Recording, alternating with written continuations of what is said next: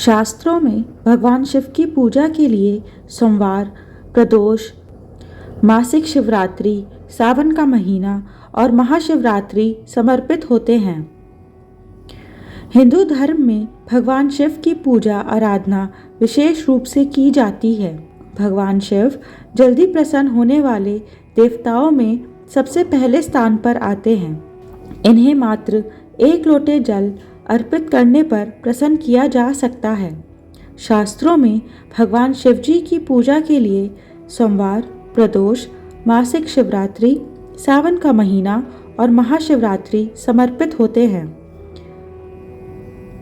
शिव भक्त भगवान शिव को प्रसन्न करने के लिए अपने अपने तरीके से पूजा आराधना करते हैं।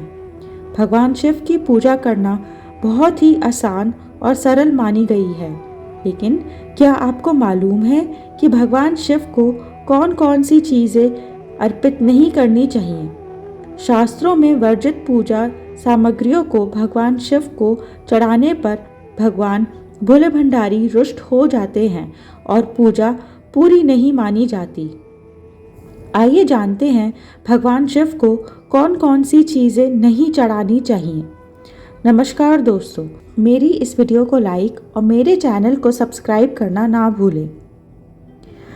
शिवलिंग पर कुछ भी अर्पित करने या चढ़ाने से पहले जान ले कि क्या नहीं चढ़ाना चाहिए, अन्यथा शिवजी नाराज हो सकते हैं।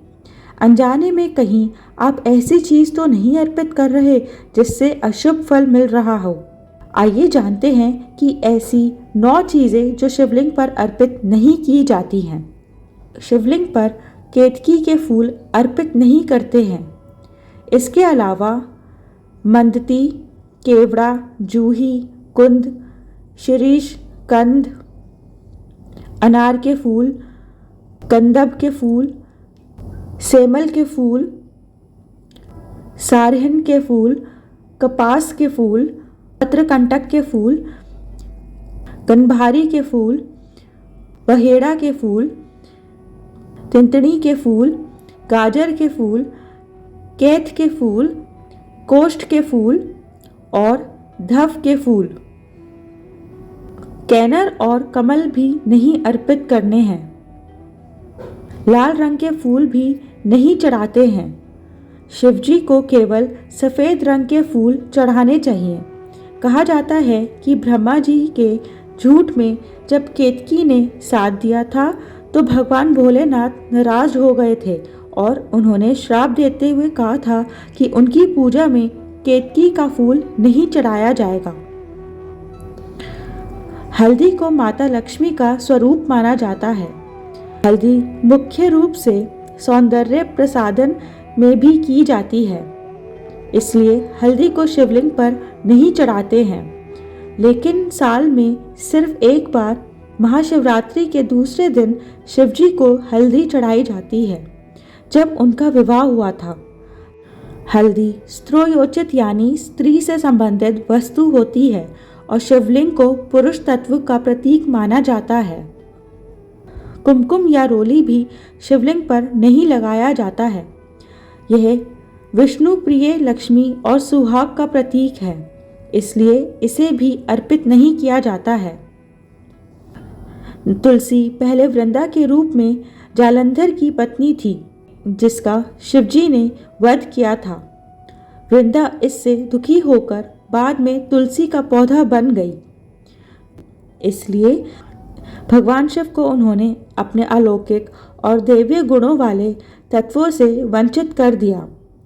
दूसरा, भगवान विष्णु ने तुलसी को अपनी पत्नी के रूप में स्वीकार किया है, इसलिए भी शिवलिंग पर तुलसी नहीं चढ़ाई जाती। कई लोग जल या दूध अर्पित करते वक्त उसमें काले तिल मिलाकर अर्पित करते हैं। तिल को भगवान विष्णु के मेल से उत्पन्न हुआ माना जाता है और इसे शनिदेव एवं पितरों को ही अर्पित किया जाता है, इसलिए इसे भी भगवान शिव को नहीं अर्पित किया जाना चाहिए। कुछ मौकों को छोड़कर शिवजी को चावल भी अर्पित नहीं करते हैं। खासकर टूटे चावल तो बिल्कुल भी नहीं अर्पित करते हैं।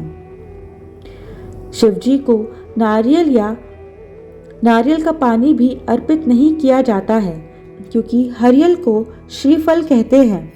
श्रीफल यानी लक्ष्मी माता का स्वरूप। माता लक्ष्मी को शिवजी को कैसे अर्पित कर सकते हैं? शिवजी पर अर्पित होने के बाद नारियल या नारियल का पानी ग्रहण योग्य नहीं रह जाता है और शिवजी नाराज हो जाते हैं। भगवान विष्णु को प्रिय है शंख। शिवजी ने शंखचूड़ नामक असुर का वध किया था, इसलिए शंख भगवान शिव की पूजा में वर्जित माना गया है। शंख को उसी असुर का प्रतीक माना जाता है जो भगवान विष्णु का भक्त था। शिव पुराण में महादेव को विनाशक बताया गया है। कारण ये है कि भगवान शिव वैरागी हैं और वैरागी लोग अपने माथे पर राख डालते हैं, सिंदूर नहीं। सिंदूर सुहाग का प्रतीक है, इसलिए भगवान शिव की पूजा में सिंदूर भी नहीं चढ़ाया जाता है।